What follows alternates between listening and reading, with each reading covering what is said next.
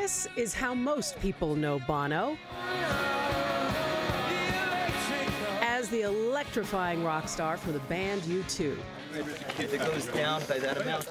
But away from the lights, this is Bono's other main stage, the continent of Africa. I started to work for Nelson Mandela, and he said, you know, poverty is not natural, it is man-made, and it can be overcome. Thank you so much. Poverty's it's an easy word to throw around, but it's not simple to understand. It can be, you know, a famine, or it can be conflict.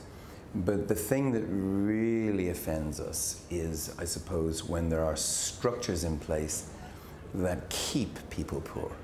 That's the thing that really gets me going.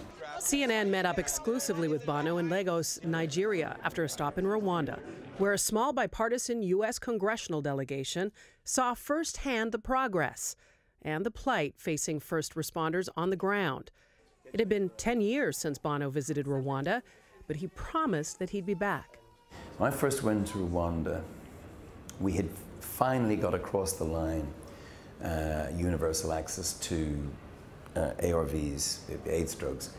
And I was in a hospital, a teaching hospital in Kigali, and I witnessed 6 people on a bed, 3 of them patients, under the bed, on top of the bed, the despair of people receiving their diagnosis and realizing it was a death sentence.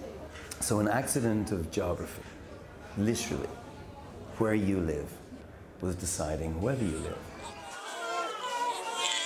Bono also made a promise to this woman, a nurse. What's your name? Florence. This is actually Florence Nightingale.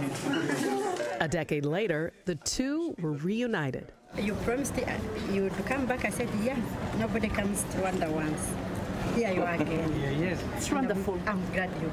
It was very moving, challenging for me to realize just how significant the gap is in the quality of care available here and the quality of care available in this, which really is Rwanda's best children's hospital.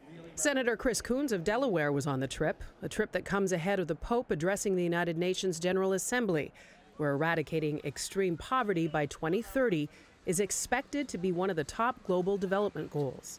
That is a big goal.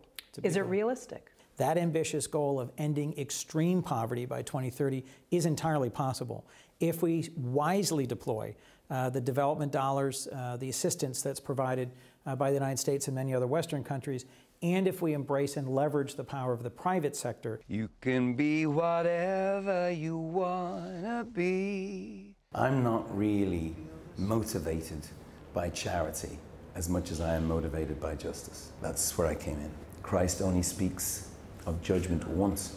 It's about the way we would treat the poor. So I think it's the second most important theme of the scriptures, after redemption, is how we treat the poor. So I'm just doing what I'm told.